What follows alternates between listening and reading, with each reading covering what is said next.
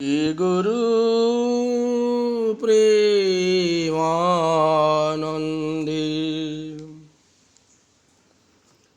নিতাই গৌরী সীতানাথ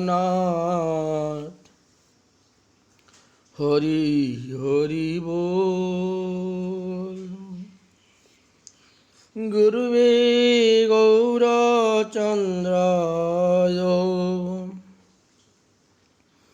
রাধিকায় তদালয়ে কৃষ্ণায় কৃষ্ণ ভক্তায় তদেবকিতায় নমো নমঃ। সুধী ভক্তবৃন্দগণ, শ্রী শ্রী নরোত্তম দাস ঠাকুর মহাশয় কর্তৃক বিরচিত শ্রী শ্রী প্রেম ভক্তি চন্দ্রিকা নামক গ্রন্থে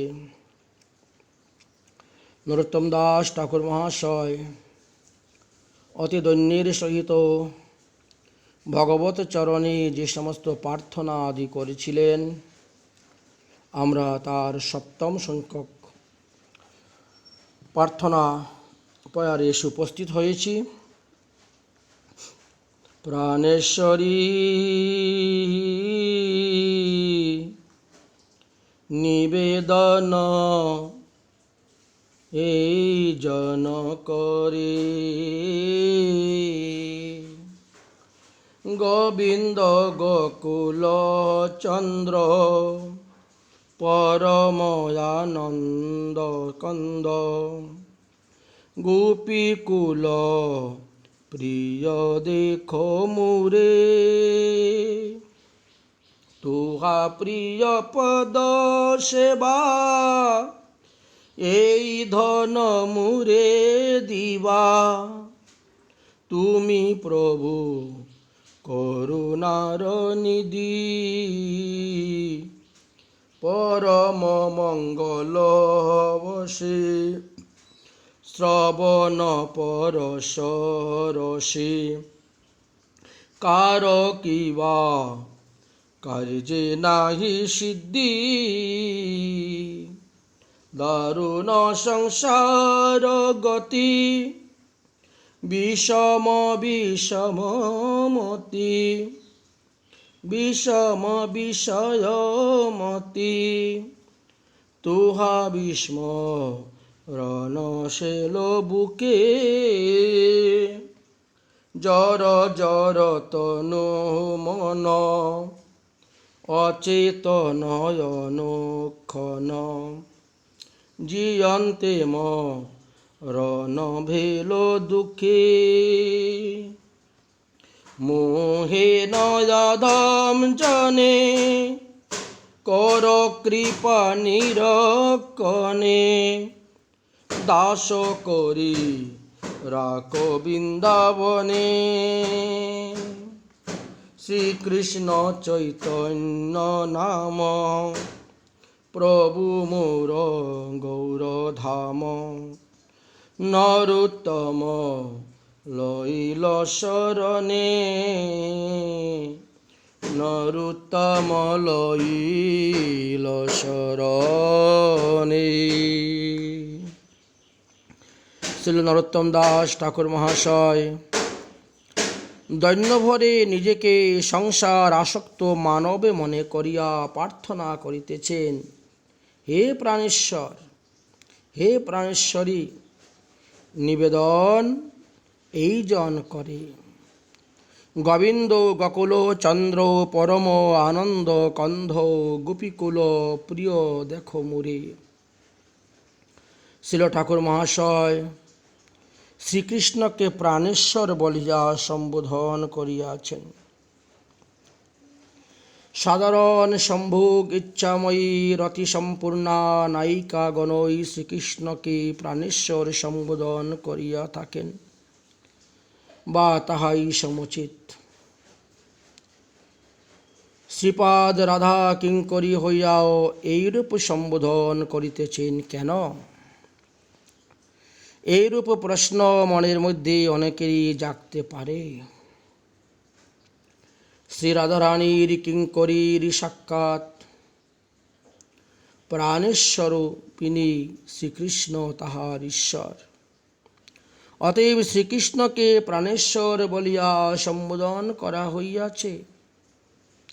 সাধারণত রাধা দাসীগণ শ্রী রাধা রানীর চরণে প্রার্থনা জ্ঞাপন করিয়া থাকেন বা রাধা কৃষ্ণের চরণে প্রার্থনা জ্ঞাপন করেন। যদি একা শ্রীকৃষ্ণের নিকটে প্রার্থনা করিতে হয় তাহলে শ্রী রাধার ঈশ্বর বা রাধা নাথের নিকট প্রার্থনা করিয়া থাকেন। হে রাধানাথ, এই দিনজন তোমার চরণে কিঞ্চিত নিবেদন করিতেছি। তোমার গু অর্থাৎ ইন্দ্রিয় সমূহ শ্রী রাধারানীতেই মগ্ন রহিয়াছে বলিয়া তুমি গোবিন্দ। শ্রী রাধার গোকুল অর্থাৎ বিরহ তপ্ত ইন্দ্রিয় সমূহকে শীতলতাকারী তুমি চন্দ্রের ন্যায়, তাই তুমি গোকুল চন্দ্র। শ্রী রাধার সহিতই তুমি পরম আনন্দ কন্ধ বা পরমানন্দের মূল। কেবল রাধারানী নহেন, নিখিল বজ সুন্দরীগণেরও তুমি প্রিয়। একবার আমার প্রতি করুণা দৃষ্টি করো। হে গোবিন্দ গোকুল চন্দ্র পরম আনন্দ কন্দ, গোপীকুল প্রিয় দেখো মুরে দেখো।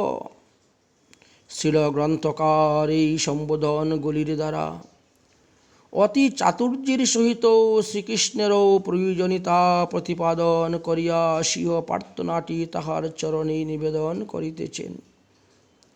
শ্রী রাধারানীতে শ্রীকৃষ্ণের ইন্দ্রিয়গুলি মগ্ন, অথচ লীলাক্ষেত্রে শ্রীমতী তাহার একান্ত দুর্লভা কিঙ্করীকেও সেবাদান করিতে গোবিন্দের সেই সুদুর্লভ বস্তু দাসী তাহাকে সমর্পণ করিতে পারেন। আবার সময় বিশেষে কুঞ্জাভিসারিকা বিরহ তপ্তা উৎকণ্ঠিতা শ্রীমতীর নিকটে তাহার গোকুল চন্দ্রকে লইয়া গিয়া তাহার সেবা করিবে। শ্রীমতী রাধারানীর প্রাপ্তিতে পরম আনন্দ কন্দ গোবিন্দ পরমানন্দে সাগরে ভাসমান হইবেন। শ্রী রাধার মদনাক্য ভাব রস পরমহ বৈচিত্র্যের সহিত আস্বাদন করিতে হইলে মহারসের উৎসব রাসাদি লীলার প্রয়োজন হইবে এবং তাহাতে 300 কোটি গোপীর সমাবেশ আবশ্যক। এই জন্যই তিনি গোপীকুল প্রিয় বললেন। গোপীগণকে তিনি বংশী সুরে আকর্ষণ করেন, কিন্তু বংশীনাদ শ্রবণে শ্রীমতী রাধারানীর মহাভাব বিবশা হইয়া পড়েন। শতকোটি গোপী আনয়ন করিলেহ এবং শ্রীকৃষ্ণ গোপীকুল প্রিয় বলিয়া গোপীগণ বিহার বিলাসাদি কামনা করিলেহ। শ্রী রাধিকা বিনা রাসলীলা নাহি তার ভাই চিত্তে। শ্রী রাধাই রাসলীলার মূল স্তম্ভ। তাহাকে আস্বাদন করিবার জন্যই রাস। অন্যান্য গোপীগণ সেই মহারাস ক্রিয়ার উপকরণ মাত্র। রাধা দাসী রাসেশ্বরীকে ধৈর্য দানে তাহার ভাব বিবিশ্ব দূরীভূত করিয়া রাসস্থলিতে আনিয়া শ্রীকৃষ্ণের রাস রস আস্বাদনের বাসনা পূর্ণ করিবেন। তাই বলিলেন, গোপী কুলপ্রিয় দেখো মুরে, একবার আমার প্রতি করুণা দৃষ্টি কর। অতঃপর স্বীয় নিবেদনটি শ্রীপাদপদ্মে জ্ঞাপন করিতেছেন। তোহা প্রিয় পদসেবা এই ধন মোরে দিবা, তুমি প্রভু করুণার নিধি। পরম মঙ্গল যশে শ্রবণ পরশ রসে কার কিবা কার্য নহি সিদ্ধি। হাঁ রাধানাথ, তোমার প্রিয় পদসেবা রূপ ধন আমায় দান করিও। যদিও ইহা অতি সুদুর্লভ বস্তু, তথাপিও তুমি করুণার সিন্ধু। অতএব অবশ্যই আমার প্রার্থিত বস্তু আমায় দান করিবে।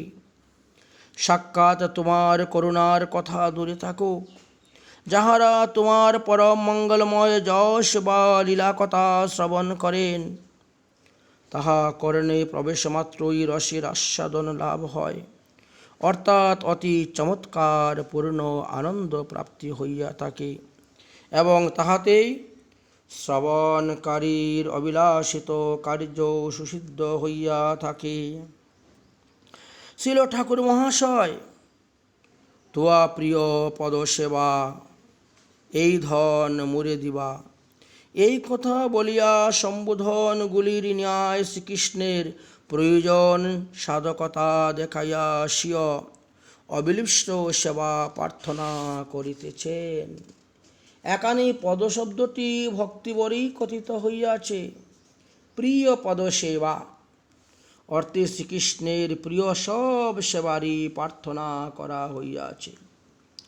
শ্রী রাধা বিরহ কাতর শ্রীকৃষ্ণকে বা শ্রীকৃষ্ণ শ্রী রাধা রানীকে প্রাপ্তির ন্যায় প্রিয় সেবা আর কিছুই নাই। কিঙ্করী যেমন অভিসারাদি করাইয়া শ্রীমতীকে নিকুঞ্জে আনিয়া শ্যামসুন্দরীর সহিত মিলন করাইয়া স্বামীর প্রিয় সেবা সম্পূর্ণ করিয়া থাকেন, তেমনিভাবে বিলাস বাসনায় বিজন জলদান, তাম্বুলদান, পাদ সম্ভাষণাদি প্রিয় সেবাও সম্পূর্ণ করেন। এই সেবাই তো মহাধন। অনন্যা ভগবত রাজ্যে আর তার থেকে বড় সার কথা কি? মাধুর্যের রাজ্যে শ্রী বৃন্দাবনে হয় এইরূপ রহস্যময় শ্রীকৃষ্ণের প্রিয় সেবা এবং মহারসময় সেবা আর কোনো সেবকরই নাই। অন্যের কথা দূরে শ্রীরাধার প্রাণসখা সখী ললিতা বিশাখা আদিও কিঙ্করীগণের মতন এত রহস্যময় সেবা লাভ করিবার সম্ভাবনা হয় না। তাই ইহা মহাসম্পদ। শ্রীকৃষ্ণ যদি বলেন, আমার সেই প্রিয় সেবা করিবার যোগ্য বহু রাধা কিঙ্করী রহিয়াছে, তুমি অযোগ্য হইয়া এত গুপ্ত সেবা সম্পদ কামনা করিতেছ কোন সাহসে? তাই বলিতেছেন, তুমি প্রভু করুণার নিধি। প্রভু অর্থে সমর্থ। অযোগ্য দীনজনকেও সেবাদানে তুমি সক্ষম, এবং দীনজনের দুঃখ দুর্দশা আর্তিতে তোমার চিত্ত বিগলিত হয়, কেননা তুমি করুণার সিন্ধু। অতএব শ্রীকৃষ্ণের পরম মঙ্গলময় যশ বা গুণ লীলা শ্রবণে পরমানন্দ লাভের সঙ্গে যে সকলের মন অবিলাস সিদ্ধ হয়, তা প্রতিপাদন করিতেছেন। পরম মঙ্গল যশে শ্রবণ পরশে কার কিবা কার্য নহি সিদ্ধি। সর্ববেদান্ত সার শ্রীমদ্ ভাগবতের আরম্ভে শ্রীল সুতমুনি শ্রীকৃষ্ণের কথার মহিমার কথা বর্ণন করে গিয়েছেন। শীর্ণতাংশ কথা কৃষ্ণ পুণ্য শ্রবণ কীর্তন হৃদস্তন্তি স্তোহি ভদ্রাণি বিধুর্নীতি সুহৃদসতাম। অর্থাৎ যাহার কথা শ্রবণ কীর্তন পরম পুণ্যময়, সেই শ্রীকৃষ্ণের কথা শ্রবণ করিলে সাধুগণের শরীর শ্রীকৃষ্ণ কথা রূপে শ্রবণকারী হৃদয়ে প্রবিষ্ট হইয়া তাহার মঙ্গল করেন, অমঙ্গলময় বিষয়ে বাসনাকে ধ্বংস করেন, দূর করেন।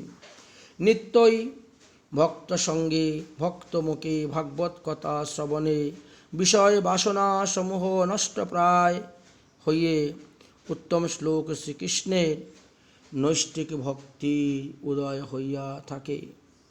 তাই এখানে নিষ্ঠার স্তরের কথা বলে গেলেন। অতঃপর রজোতম ভাবময় লয় বিক্ষেপাদি এবং কাম লোভাদির দ্বারা চিত্তবিদ্ধ হয় না, অর্থাৎ ইহাতে কথারসের আস্বাদন হয়, তাই রুচিন্তর ব্যঞ্জিত। শুদ্ধ সত্য স্বরূপ শ্রী ভগবানের চিত্ত স্থির হইয়া থাকে, এইরূপে লক্ষণ কথা বর্ণন করলেন। তাই শ্রবণ লক্ষণা ভগবত ভক্তির যোগীর চিত্ত প্রসন্ন হইলে প্রেম লাভ হয়ে থাকে। অতঃপর ভগবত সাক্ষাৎকার লাভ হয়, তখন হৃদয় গ্রন্থি পুনরূপে ছিন্ন হয়ে যায়, অর্থাৎ অবিদ্যা দূর হয়ে যায়, সর্বসংশয় নাশ হয়ে যায় এবং নিখিল কর্মরাশি ধ্বংসপ্রাপ্ত হয়ে যায়। শ্রীকৃষ্ণ কথা শ্রবণে প্রেম লাভ এবং ভগবত সাক্ষাৎকার, ভগবত মাধুর্য আস্বাদন এবং সেবা প্রাপ্তি হইয়া থাকে, এই কথাই এখানে বলা হইয়াছে। কার কিবা কার্য নহে সিদ্ধি, যারা যারা শ্রবণ করেন সকলেরই কিছু না কিছু কার্য সিদ্ধি হইয়া থাকে। অতঃপর ঠাকুর মহাশয়ের দৈন্য এবং আরতি বিপুলভাবে বর্ধিত হইতে শুরু হল। তিনি নিজেকে নিতান্ত বিষয় আসক্ত মনে করিয়া বলিলেন, দারুণ সংসার গতি, বিষম বিষয়মতি, তুহা বিস্মরণ শেল বুকে, জর জর তনুমন অচেতন অনুক্ষণ, জিয়ন্তি মরণ ভেল দুঃখে। সংসারী বা বিষয়াসক্তি জীবের গতি অতি নিদারুণ। নানা তির্যগাদি জনিতে পরিভ্রমণ করিয়া জন্ম মৃত্যু, রোগ সুখাদি নিদারুণ তিতাব জ্বালায় এবং অনেক অনেক দুঃখ সহন কার্যাদি যন্ত্রণা তাদেরকে ভোগ করিতে হয়। বিষয়নিষ্ঠমতি অতি বিষম, অর্থাৎ বিষয়নিষ্ঠমতি বিষয়াকার প্রাপ্ত হইয়া বলিয়া অবিরত জড়ীয় বিষয় চিন্তাতে উহা অতিশয় চঞ্চল হইয়া পড়ে, যার ফলে পরমার্থিক পরমাত্মা ভগবান শ্রীকৃষ্ণকে চিন্তা করার মতো শক্তি সে হারাইয়া ফেলে। বিষয়াবিষ্ট চিত্তানাং বিষ্ণু আবেশ সুদূরত, বারুণীদিকগতং যস্ত ব্রজেন্দ্রাণী কিমানুপা। বিষ্ণু পুরাণে বললেন, বিষয়ে আবিষ্ট চিত্ত ব্যক্তিগণের পক্ষে ভগবান শ্রী বিষ্ণুর প্রতি মনের অবিনিবেশ সুদূরপহারত। কারণ যে ব্যক্তি পূর্ব দিকে গমন করিতেছেন, তার পক্ষে পশ্চিম দিকে অবস্থিত বস্তু প্রাপ্তির সম্ভাবনা নাই, অর্থাৎ অসম্ভব। শ্রীমন্ত মহাপ্রভুর মুখোক্তি, মনদুষ্ট হইলে নহে কৃষ্ণের স্মরণ, কৃষ্ণ স্মৃত বিনি হয় নিষ্ফল জীবন। তাই শ্রীল নরোত্তম দাস ঠাকুর মহাশয় বললেন, তুয়া বিস্মরণ শেল বুকে। অনাদিকাল হইতেই ভগবত স্মৃতিবশত জীব সংসার বন্ধন দশা প্রাপ্ত হইয়াছে। কৃষ্ণ বহির্মুখ জীবের শ্রীকৃষ্ণ স্মৃতিজনিত কোনো দুঃখ অনুভব হয় না। তাহারা সংসারের নানাবিধ দুঃখময় দশা এবং দেহ গেহাদিতে তারা নশ্বর দেখিয়াও মোহগ্রস্ত হন না। এতই আসক্তি যে বিষয়ের প্রতি তাহারা অবিনিবেশ জীবন যাপন করিতেছেন। কৃষ্ণ বিস্মৃতিজনিত দুঃখের অনুভব হইলে তাহারা ভজন পতাশ্রয়ে ধন্য হইতে পারিবেন। যাহারা সেই দুঃখের অনুভূতি প্রাপ্ত হইয়াছেন, তাহাদের এই বিস্মৃতি যেন শেলের ন্যায় বুকে বিধ হইয়া আছে।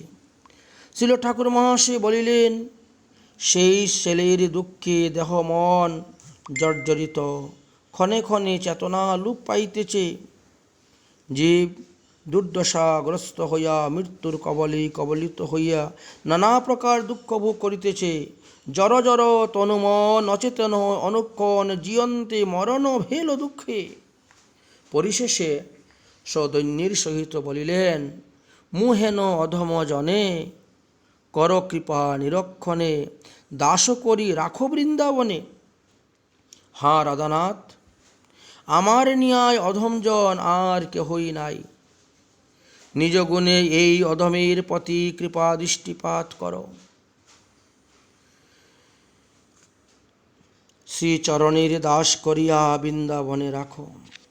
পরে তিনি ভাবিতেছেন যে আমার ন্যায় অধমকে কি দাস করিয়া বৃন্দাবনে বাস করার সুযোগ দিবেন?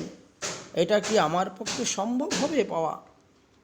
তাই শ্রী শ্রী গৌরাঙ্গীর দীন পাবনী কৃপার কথা মনে পড়িলেন, যিনি শ্রীকৃষ্ণকে জানাইয়া আপাময় জীবকুলকে চৈতন্য সঞ্চার করিয়াছেন। সেই কৃষ্ণ চৈতন্য প্রভুর শ্রীচরণে শরণ গ্রহণ করিতেছেন। শ্রীকৃষ্ণ চৈতন্য নাম প্রভু মোর গৌর ধাম, নরোত্তম লহিল শরণে। এইভাবে তিনি মহাপ্রভুর চরণে শরণাপন্ন হলেন।